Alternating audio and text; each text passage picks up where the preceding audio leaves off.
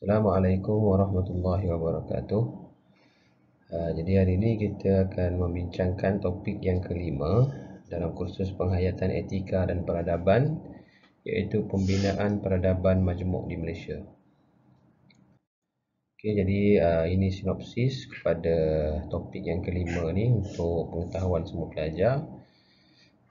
Jadi perkara-perkara ni semua yang akan kita bincangkan, sebahagiannya telah kita sentuh sebelum ni lah, bagaimana pembentukan peradaban alam Melayu, pembentukan peradaban di Malaysia, pengaruh-pengaruhnya daripada pelbagai peradaban seperti India, China dan Timur Tengah, kemudian peradaban globalisasi, dan begitu jugalah bagaimana pengaruh barat pada peradaban Malaysia. Kemudian kita akan membincangkan perkara yang mungkin agak baru yang tak pernah disentuh sebelum ni, iaitu berkenaan dengan pembinaan bangsa, negara bangsa, dan juga menyentuh tentang bangsa idaman yang akan kita bincangkan dalam bab yang kelima ni. Baik, seterusnya kita akan lihat ini adalah hasil pembelajaran dan objektif, yang mana objektifnya adalah untuk memahami proses pembinaan negara bangsa Malaysia melalui kepelbagaian peradaban. Maksudnya kita faham bahawa negara Malaysia ni dia kompleks, dia ada macam-macam, dia majmuk lah, ada pelbagai pengaruh, dan pada masa yang sama kita akan lihat bagaimana kita nak membina negara Malaysia, bangsa Malaysia itu sendiri sesuai dengan acuan konteks Malaysia. Hasil pembelajaran adalah untuk menghuraikan proses pembentukan negara bangsa di Malaysia, menganalisis negara bangsa Malaysia dari perspektif peradaban.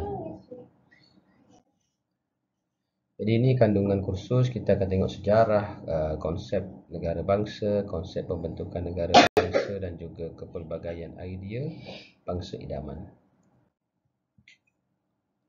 Jadi ini adalah macam melengkaji lah kepada apa yang telah kita bincangkan dahulu, yang mana kita tahu sejarah sosial pengaruh peradaban dunia ada dalam pembentukan peradaban di Malaysia. Jadi kalau kita nak faham tentang perkara itu, kita perlu lihat sejarah di alam Melayu, yang mana alam Melayu ni bermula dengan peradaban peribumi. Peradaban peribumi yang mana sesuai dengan konteks pengaruh-pengaruh India dahulu, Hindu-Buddha, kemudian pengaruh Islam, datangnya penjajah, pengaruh barat, begitu jugalah peradaban globalisasi. Dan pada masa yang sama pengaruh peradaban Asia juga ada daripada India, China dan Timur Tengah. Kemudian selepas kemerdekaan kita membentuk peradaban yang unik sesuai dengan identiti negara kita Malaysia. Jadi waktu ini adalah ada usaha-usaha ke arah pembentukan negara bangsa. Begitulah yang disebut sebagai pembinaan negara dan juga pembinaan bangsa. Jadi ini adalah peradaban globalisasi, yang mana kita tahulah dalam dunia hari ini kita hidup dalam dunia tanpa sempadan. Jadi penggunaan media sosial itu begitu meluas. Bahkan media sosial ini boleh dianggap sebagai media perdana pada hari ini, menggantikan media-media tradisional dahulu, seperti surat khabar dan televisyen. Dulu surat khabar dan televisyen ini dianggap sebagai media perdana, kan? Tapi hari ini dia dah jatuh ke nombor yang kedua sebagai media alternatif. Media sosial, portal-portal berita online ini dah jadi media perdana. Jadi dengan adanya globalisasi internet dan sebagainya, maka peradaban globalisasi ini membawa pengaruh kepada pembentukan negara Malaysia, dan kita dapat lihat dalam pelbagai bidang seperti politik, ekonomi, sosial, budaya. Perkembangan peradaban global ini turut menyumbang kepada pembentukan Malaysia. Okey, jadi ini sedikit persoalan pada pelajar-pelajar generasi Z ataupun generasi Alpha, di mana generasi yang baru ni adalah generasi yang kita boleh anggap sebagai celik digital. Jadi mereka hidup, kumpulan pelajar sekarang ni lah, mahasiswa hidup dengan gadget-gadget digital. Boleh tak kita tanya persoalan-persoalan ni? Ada bahkan soalan ni ada sebahagiannya telah saya tanya dalam beberapa grup pelajar, kan. Bolehkah kita hidup tanpa smartphone pada hari ini? Jawapannya sudah tentu tidak. Boleh hidup tanpa media sosial? Sudah tentu tidak juga, kan. WhatsApp kita ada, Telegram kita ada, Facebook, Instagram, Twitter, Dan kadang kita menghabiskan banyak masa kita untuk menguruskan data-data peribadi kita di media sosial ni. Nak update itu, update ini ya. Sedangkan kita ada lagi tugasan-tugasan yang lain kan. Kalau mahasiswa kerja sebagai mahasiswanya lah. Kalau ibu bapa pekerja, adalah tugasan masing-masing yang kadang-kadang terabai oleh kerana pengaruh media sosial. Dan tak dinafikan kadang-kadang media sosial juga memberi pengaruh yang negatif lah kepada sebahagian pada kita kalau kita tak kontrol. Jadi ini gambar era 90-an mungkin 80-an awal milenium. Jadi keadaan di rumah dengan dulu sekarang ni tak sama lah macam mana dia main kan. Dulu main ramai-ramai tengok TV. Itu saya kata TV dulu media perdana kan. Ayah-ayah semua menonton televisyen untuk mendapatkan maklumat. Hari ini di media sosial je. Itu gambar main cahaya kan, buat bayang-bayang. Ini dulu hantar surat Telegram. Telegram apps sekarang ni, itu Telegram yang kita hantar post berita tentang sesuatu lah. Kadang-kadang kematian apa semua pun di post melalui Telegram ni. Kemudian ni main buat rumah dan sebagainya lah. Tapi sebahagiannya masih ada lagi lah yang dimainkan. Tapi masih permainan utama masih bergantung kepada gadget dan internet. Jadi ni social network yang berpengaruh di dunia kan. Tapi ni data lama lah kan. 2010-11 ni lama sangat, dekat 10 tahun dah.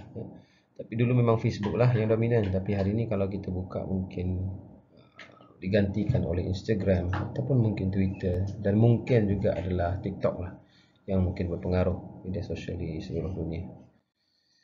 Okey, jadi pembentukan peradaban majmuk. Jadi kita tahu bahawa peradaban Malaysia ni majmuk, ada pencampuran, tapi kita mesti ada satu identiti jati diri Malaysia tu. Dan peradaban Melayu yang kita warisi daripada turun-temurun sejak dulu tu jadi teras kepada pembinaan peradaban majmuk.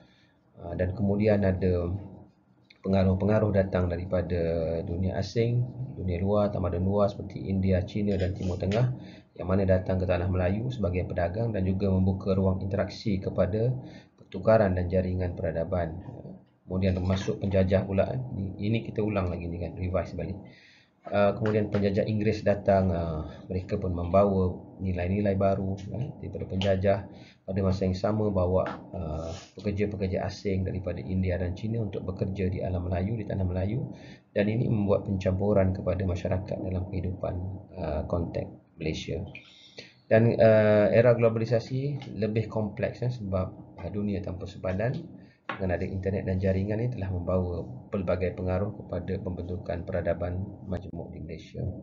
Jadi ini antara elemen-elemen yang datang dalam peradaban majmuk itulah. Jadi dia ada peradaban Melayu sebagai teras. Ini adalah teras yang paling penting yang jadi jati diri kepada negara Malaysia tu. Kemudian ada pengaruh India, pengaruh China, Timur Tengah, begitu juga pengaruh Inggeris. Manakala ini adalah pengaruh-pengaruh daripada penjajahan Portugis, Belanda dan Inggeris. Dan hari ini terkini kita masih lagi menerima pelbagai pengaruh daripada luar dalam dunia global pada hari ini. Tapi semua pengaruh-pengaruh ni kalau dia bermanfaat, tidak bercanggah dengan nilai-nilai ketimuran dan nilai-nilai agama, tak ada masalah. Kita boleh je mengadaptasi dengan nilai-nilai baru ni. Cuma ada sebahagian nilai itu mungkin bertentangan yang mana kita kena tapis dan kita kena nilai semula. Jadi ini transformasi sosial ke arah peradaban acuan daripada pergerakan selepas kemerdekaan. Sebab lepas merdeka tu baru kita nak bina nilai diri Malaysia tu. Daripada 1970-an dasar kita adalah untuk membasmi kemiskinan dan ketidaksamarataan dari segi kemasyarakatan. Kemudian pembangunan industri dan penghijrahan, pembandaran dan kelas menengah. Ini kita nak membetulkan keadaan dari segi konteks sosial. Kemudian pada 2010 kita nak bentuk satu peradaban negara yang majulah dalam konteks Malaysia ni, daripada masyarakat majmuk, berbagai etnik ke ketamadunan payung anak watan yang membina peradaban acuan Malaysia.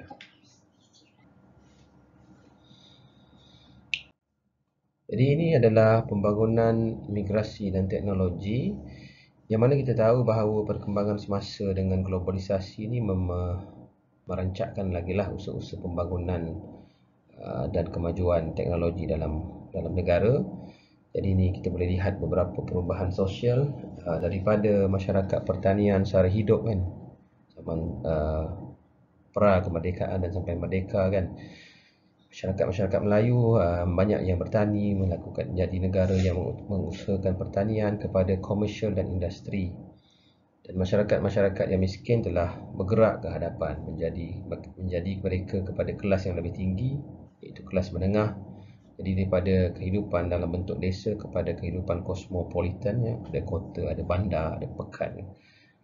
Jadi dulu desa-desa ni tak ada apa-apa, sekarang ni KFC semua dah ada, bahkan setengah-setengah bandar yang semakin rancak ni, Starbucks semua dah ada masuk lah dalam kawasan-kawasan yang dulunya tak ada kan, tak ada apa-apa. Jadi itu yang kita kata perubahan sosial kan. Kemudian transformasi sosial melahirkan kerencaman sosial berpaksikan budaya moderniti dan kepelbagaian. Ya. Jadi kita tak dapat nafikan beberapa elemen dari segi kehidupan nilai dan masyarakat tu ada pelbagai. Jadi berkenaan dengan nilai sejagat, persamaan pendapat awam, batas etnik menipis, tingkah laku, hubungan sosial rentas etnik dan agama. Bahkan kalau kita tengok dalam konteks kehidupan masyarakat netizen kan, alam maya juga menjadikan dia semakin rencam dan juga pelbagai. Jadi kerencaman sosial ni, norma sejagat ni boleh membawa kepada beberapa aspek isu, antaranya adalah budaya politik baru. Jadi politik baru ni di mana kebebasan bersuara tu jadi nilai paling utama sekali kan, semua orang nak bercakap. Sebab tu kalau dalam konteks negara kita ni, dulu dia ada ISA kan, yang jaga elemen-elemen kebebasan bersuara ni, maknanya nilai-nilai yang boleh membawa kepada kerosakan, membawa sakit kepada masyarakat ni akan dibenteras lah dengan akta ISA tu. Hari ni ada isu 3R contohnya, religion, race dengan royal kan, royal. Jadi ini adalah isu yang dijaga supaya dia tidak membawa kemudaratan dalam kehidupan bermasyarakat. Berpersatuan, akses maklumat, demokrasi kan. Demokrasi jadi nilai paling penting lah dalam politik. Jadi semua orang bercakap tentang demokrasi kan, penglibatan. Dan demokrasi ini dia seiring lah dengan kebebasan yang ada tu. Kemudian nilai politik, perlu ada amanah dan integriti. Ini pun jadi satu teras penting lah kepada kerajaan kepimpinan Perdana Menteri baru, PMX kan, kepada amanah dan integriti, accountability. Bahkan kalau di mana-mana agensi kerajaan, termasuklah institusi pengajian tinggi, jadi elemen amanah dan integriti ini jadi teras yang paling penting lah, yang sentiasa diingatkan, diberikan kesedaran. Kemudian ada isu salah guna kuasa, rasuah, ini semua dibenteras lah. Keterangkuman, jentera dan dasar, tadbir urus, federalism dan lain-lain. Sekarang kita pergi kepada perbincangan berkenaan dengan konsep negara. Jadi kita boleh lihat negara ni maksudnya sebuah masyarakat yang mendiami kawasan tertentu dan adanya kerajaan yang memerintah. Maknanya dia ada kawasan geografinya sendiri dan ada di situ ada kerajaan yang mentadbir dan memerintah. Jadi itu adalah negara. Jadi konsep negara ni sebuah kerajaan yang merdeka, berdaulat, ya, macam negara Malaysia ni lah, mentadbir urus ke atas satu wilayah yang diperakui oleh negara lain. Jadi maknanya kita tak boleh syok sendirilah, maknanya kita claim kita negara tapi antarabangsa tak accept ataupun tak iktiraf kita sebagai negara kan. Contoh di selatan Filipina tu ada Kesultanan Sulu kan. Mereka ni menganggap mereka macam negara tetapi tidak diiktiraf oleh dunia ataupun pihak antarabangsa. Itu pun tak boleh kan. Jadi dua-dua kena ada peranan. Kemudian rakyat setiap negara diikat dengan tanah air, perlembagaan dan kerakyatan. Mereka ada dia punya tanah air sendiri, dia ada perlembagaan dia dan dia ada kewarganegaraan. Maknanya setiap individu yang ada dalam negara tu ada kerakyatan. Tapi kalau di Malaysia ni pun ada beberapa isu mereka yang tidak ada kerakyatan di sebelah Sabah sana kan. Jadi orang-orang kat situ, kawasan tu dia tak ada kerakyatan. Itu usaha-usaha yang baru kena kita perhatikan lah berkenaan dengan isu kerakyatan ni. Elemen terpenting bagi negara ialah penduduk atau rakyat. Memandangkan rakyatlah yang mencorakkan negara, rakyat akan membentuk bangsa bagi sesebuah negara. Jadi ini yang disebutkan oleh Karl Marx dan Weber berkenaan dengan ciri sesebuah negara. Karl Marx kata the state is product of class contradiction and class struggle and control by the economically dominant class. Jadi kalau Karl Marx ni dia punya pentafsiran definisi kenegaraan tu pun berdasarkan kepada kelas sosial dan juga economic factors, socio-economic factors. Manakala Weber kata the state is a human community that successfully claim the monopoly and legitimate use of the physical violence in given territory. Jadi ini adalah beberapa definisi tentang negara yang kita boleh faham lah. Maknanya ada elemen penting, dia ada tanah, dia ada kawasan dia, sempadan dia, dia ada kerakyatan dia, dia ada perlembagaan, dan ada yang mentadbir, kerajaan yang mentadbir dalam kawasan tersebut. Jadi jadilah dia negara. Kita pergi pada konsep bangsa. Jadi bangsa ni daripada perkataan Latin yang bermaksud lahir. Jadi ia merujuk kepada tempat lahirnya seseorang individu yang membawa kepada pembentukan satu kumpulan besar manusia. Jadi penggunaan istilah ini cukup meluas, membawa makna yang rencam. Maknanya maksud dia pelbagai. Apa yang kita boleh faham kat sini, bangsa ni adalah sekumpulan besar manusia membentuk sebuah bangsa biasanya melalui keterikatan hubungan darah dan keturunan. Maknanya bangsa ni dia sekelompok manusia kan, dan dia terikat antara satu sama lain kerana ada hubungan darah kan, dan juga keturunan. Bahasanya sama, tradisi sejarahnya pun sama. Jadi itu jadi satu bangsa. Contohnya kalau macam kita di Malaysia ni bangsa Melayu kan. Jadi kita tahu hubungan darah keturunan kita sama. Tok nenek kita semua Melayu. Bahasa kita bahasa Malaysia. Tradisi kita pun hampir sama kan. Sebab tu kalau kita tengok antara orang Malaysia dengan orang Indonesia, tradisinya mungkin hampir sama, baju batik, makan makanan jenis yang sama. Sebab apa? Sebab mereka adalah daripada rumpun yang sama, iaitu rumpun orang Melayu. Terdapat setengah sarjana melihat bangsa itu dalam konteks mempunyai kepentingan kaum dan etnografi kan. Jadi ini yang mereka kata bahawa bangsa itu lahir daripada sekumpulan besar manusia yang bersatu melalui keturunan dan penggunaan bahasa yang sama, yakni dalam satu kelompok yang sama. Jadi itu yang dia kata. Manakala Benedict Anderson pula mentakrifkan bangsa sebagai imagined political community.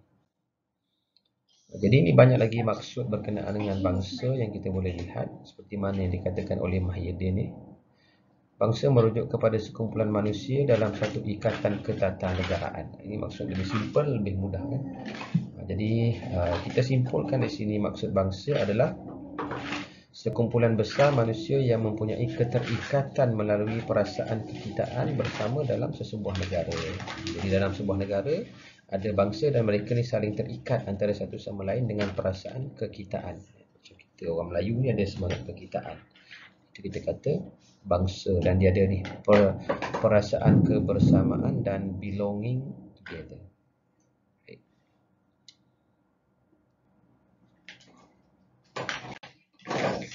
Okey, kita pergi kepada konsep negara bangsa. Jadi negara bangsa ni negara terbentuk ada tanah air, ada rakyat, ada kemerdekaan, ada kedaulatan, sempadan, kerajaan, undang-undang. Manakala negara bangsa ni kita kata budaya majoriti rakyatnya memiliki kesedaran kesatuan identiti nasional. Ini penting. Perkongsian budaya dan perkongsian sejarah yang sama dan bertindih dengan sempadan politik wilayah negara. Kan? Jadi secara idealnya sesebuah negara bangsa memiliki satu anak watan.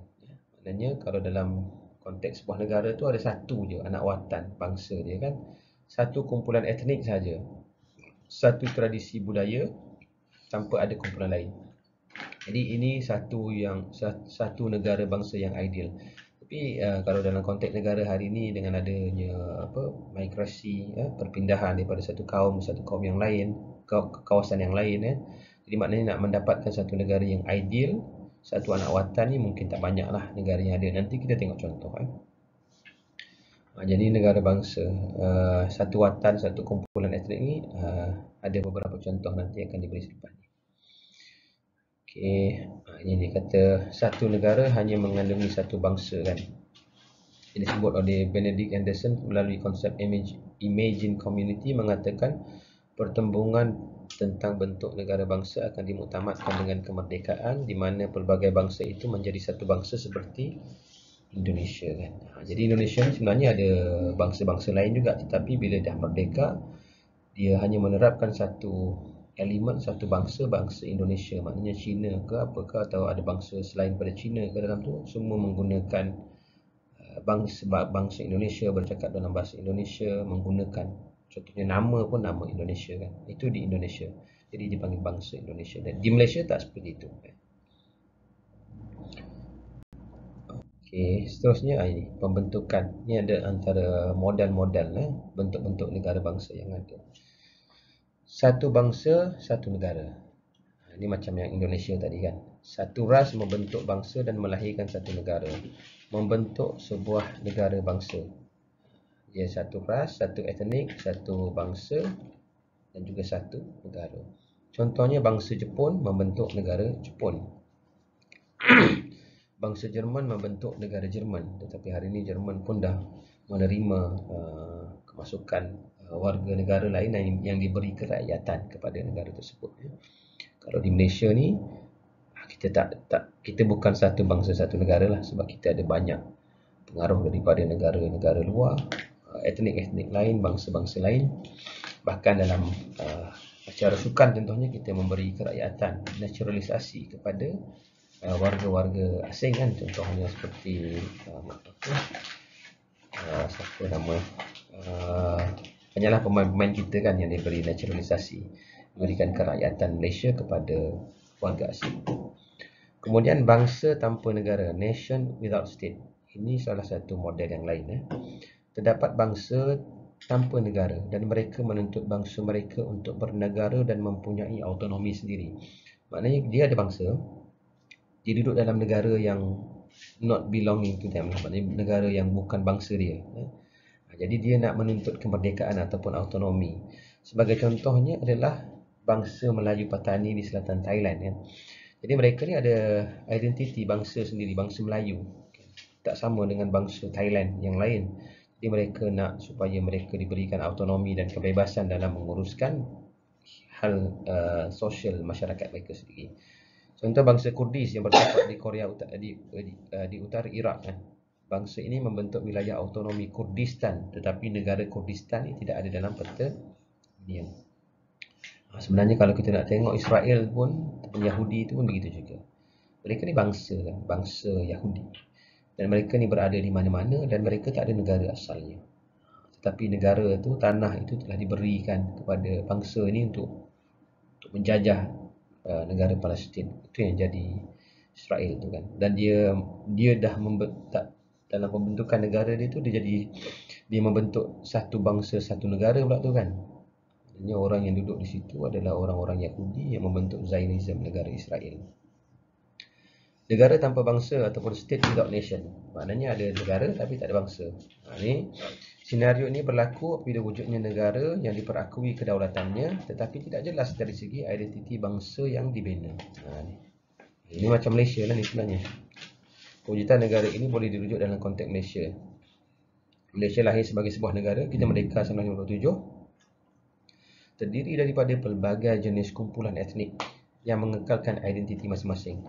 Maknanya identiti etnik tu masih lagi dikekalkan kan.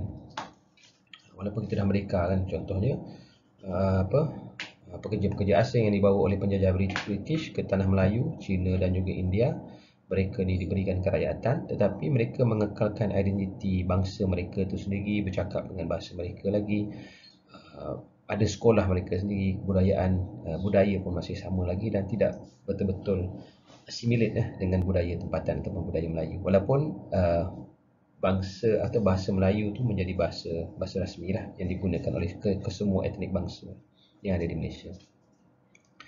Jadi secara kukuhnya satu bangsa Malaysia masih lagi belum berbeza. Ini yang disebutkan di sini, bahawa walaupun kita telah merdeka sejak 3157, apa yang lahir, yang terbentuk negara ialah negara kan, tapi bukannya bangsa kan. Kita tak membentuk bangsa Malaysia tu kan. 16 September 1963 yang wujud ialah negara Malaysia kan, bukan bangsa Malaysia. Jadi ini yang kita dapat lihat di sinilah ya. Jadi cuma dalam konteks perbincangan kita boleh tengok jugalah negara-negara macam Malaysia ni, Dua bentuk negara bangsa yang dikenal pasti iaitu negara bangsa tamu dan juga negara bangsa settler. Settler kan, nanti kita tengoklah bezanya. Negara bangsa tamu ni seperti Jerman, United Kingdom, Perancis, China, India, Thailand, Indonesia, Myanmar, Sri Lanka, Malaysia dan sebagainya. Wilayahnya diduduki oleh kumpulan etnik asal kan. Maknanya itu negara bangsa tamu. Walaupun ada daripada wilayah itu masih lagi diduduki oleh etnik asal. Walaupun negara ini memiliki komuniti migran, pendatang, warga asing dari negara lain, mereka akan bernaung di bawah payung anak watan itu sendiri. Maknanya anak watan masih lagi kontrol, masih lagi jaga kedaulatan pentadbiran negara. Manakala negara bangsa settler adalah seperti Amerika Syarikat, Kanada, Australia, New Zealand, Singapura dan lain-lain. Komuniti migran menduduki negara itu telah meminggirkan meletakkan tanah-tanah rezab yang menghapuskan anak watan. Maknanya tak ada beza lah antara anak watan dengan yang pendatang lain. Dan ini yang jadi pada negara-negara ni lah, negara-negara yang disebutkan ni. Okey, seterusnya ini beberapa contoh indigenous nation state. Settler nation state ini indigenous are denied and rejected seperti Singapura kan. Indigenous nation state, total acknowledgement and acceptance indigeneity. Kalau Brunei berlawanan dengan Singapura, dia betul-betul tengok kepada watan kepada penduduk tempatan. Okey, jadi kewarganegaraan. Jadi kewarganegaraan ni pentinglah kepada negara yang berdaulat. Kewarganegaraan membawa maksud kerakyatan, rupa bangsa seseorang. Setiap negara mempunyai penduduk yang diiktiraf berdasarkan undang-undang negara berkenaan dan membentuk komuniti politik. Ini bermakna kewarganegaraan adalah satu bentuk kerakyatan atau kedudukan yang sah mengikat seseorang. Sebab tu kita punya IC menunjukkan kita warga negara, kita ada pasport mana kita bawa kalau kita keluar negara menunjukkan kita ni adalah warga negara Malaysia yang berdaulat. Okey, negara bangsa Malaya dan Malaysia. Jadi hegemoni politik memperakui menerima anak watan dan komuniti migran diberikan kerakyatan. Maknanya orang tempatan, orang asal di tanah Melayu ni diberikan kerakyatan, dan begitu jugalah mereka yang datang sebagai pekerja seperti orang Cina dan juga India ke tanah Melayu ni diberikan kerakyatan. Dan kontrak sosial kepada pelbagai anak watan dan juga kumpulan migran ni adalah perlembagaan. Perlembagaan mencerminkan kenyataan sejarah panjang Melayu, Islam, bahasa Melayu, Raja yang ada dalam akta. Dalam perlembagaan, Akta 153, kedudukan Melayu dalam negara menjadi pasak kepada perlembagaan. Dan minoriti lain diikat tapak integrasi yang mana yang di-Pertuan Agong simbol perpaduan negara. Yang ini semua kena terima kan. Islam agama rasmi persekutuan. Tetapi agama lain juga boleh diamalkan. Bahasa Melayu adalah bahasa kebangsaan. Akta 153 YDPA yang di-Pertuan Agong menjamin kepentingan hak bangsa ataupun kumpulan minoriti yang lain. Dan bila rakyat Sabah dan Sarawak masuk sebagai sebahagian daripada Malaysia, mereka juga diperakui sebagai kumpulan bumi putera selain daripada Melayu dan dijadikan sebahagian pasak negara bangsa Malaysia itu sendiri. Dan dalam hal itu kita ada juga beberapa idea yang mana membawa kepada idea bangsa idaman. Apa bangsa idaman? Jadi dia punya interest masing-masing lah. Kalau di dalam sejarah Malaysia ni ada pelbagai idea kan. Contohnya, pembentukan bangsa terjadi dalam dua fasa iaitu sebelum dan selepas merdeka. Jadi ada konsep Melayu Raya kan. Ini bangsa idaman yang digagaskan oleh pergerakan Kiri Melayu. Jadi ini yang mereka nak lakukan supaya ada bangsa idaman kan. Maksudnya semua orang-orang yang hidup di tanah Melayu ni jadi Melayu Raya kan. Idea dia. Kemudian ada konsep negara Islam yang diperkenalkan oleh kelompok mereka yang Islamis lah, maknanya mereka yang perjuangan politik yang mempunyai pengaruh Islam sebagai agama. Dia ada idea negara Islam. Kemudian konsep masyarakat majmuk yang diperkenalkan atau dipimpin oleh orang-orang Melayu pada zaman sebelum kemerdekaan itu. Tapi konsep yang diterima terakhir ialah Malay-led plural society, maknanya orang Melayu yang memacu kepada masyarakat pelbagai ini, yang mana diterima oleh British, yang membawa kepada kemerdekaan tanah Melayu. Selepas negara mencapai kemerdekaan, wujud keinginan untuk melahirkan satu konsep kenegaraan yang kolektif atau identiti nasional yang sepunya. Maknanya nak supaya semua orang, semua masyarakat etnik kita ni ada satu nilai yang sepunya, yang sama lah. Tidak ada perbezaan seperti mana yang ada hari ini. Impian ini antaranya melahirkan konsep Malaysia yang popular pada 1960-an yang diperkenalkan oleh Lee Kuan Yew kan. Maknanya satu bangsa, satu negara lah tu kan, Malaysia. Selepas mereka pun ada lagi beberapa yang terkini, contohnya idea wawasan 2020 yang diperkenalkan oleh Tun Mahathir, ada gagasan satu Malaysia yang diperkenalkan oleh Datuk Seri Najib kan. Kalau di sebelah Borneo ada Sabah, Sabahan, Sarawakian, walaupun ini tidaklah popular seperti idea-idea yang lebih bersifat umum satu Malaysia untuk konteks Malaysia, tapi ini konteks kenegerian. Tapi inilah ada idea-idea bangsa idaman yang pernah ada dalam sejarah Malaysia lah. Ini beberapa perubahan yang berlaku selepas pilihan raya, mengekalkan identiti Malay-led the plural society. Jadi naratif negara bangsa Malaysia, sebuah negara etno berpasakkan anak watan, anak tempatan dalam masyarakat kepelbagaian, diintegrasikan di pelantar perlembagaan dan tersulam ruang sivik dalam governance dan pembangunan, dan dengan keadilan, keterangkuman demokrasi dalam membina negara bangsa Malaysia. Jadi ini yang ingin dicapai kan, hegemoni negara bangsa idaman. Dan bangsa idaman ni macam mana perjalanannya kan, daripada Daulah Islamiah, idea kumpulan perfahaman Islam, Malay hegemoni, kepimpinan Melayu Raya yang diperjuangkan oleh Melayu politik kiri Malaysia, Middle Malaysia, bangsa Malaysia, dan pasca 2000 ni ada macam-macam idea. Ini kita ada konsep Malaysia Madani contohnya kan, membawa kepada pembinaan tamadun peradaban di tanah Melayu Malaysia. Ini etos nasional yang kita dah bincang sebelum ni, yang diperkenalkan oleh Tun Dr. Mahathir pada 1962. Jadi etos ni adalah ciri-ciri unik yang ada dalam masyarakat Malaysia. Kemudian etos simbolisme bangsa Malaysia yang mana dipimpin oleh YDPA. Etos bangsa dikaitkan dengan bangsa, mengukurnya adalah sulit hanya dapat dipantau dalam bentuk intensitinya dalam perkara. Jadi ini perubahan beberapa perspektif tentang bangsa, kesatuan, perpaduan, dari segi aspek politik lah kan. Dan politik kita ni pun dinamik, tak pernah berhenti berubah-ubah kan, macam-macam yang ada. Jadi walau apa pun kita harap bahawa kepimpinan yang memimpin negara dapat memacu kepada kestabilan dan keharmonian dalam negara kan. Ini idea-idea yang baru berkenaan dengan kepimpinan politik lah. Kesamarataan, kebebasan hak asasi dan multiculturalism.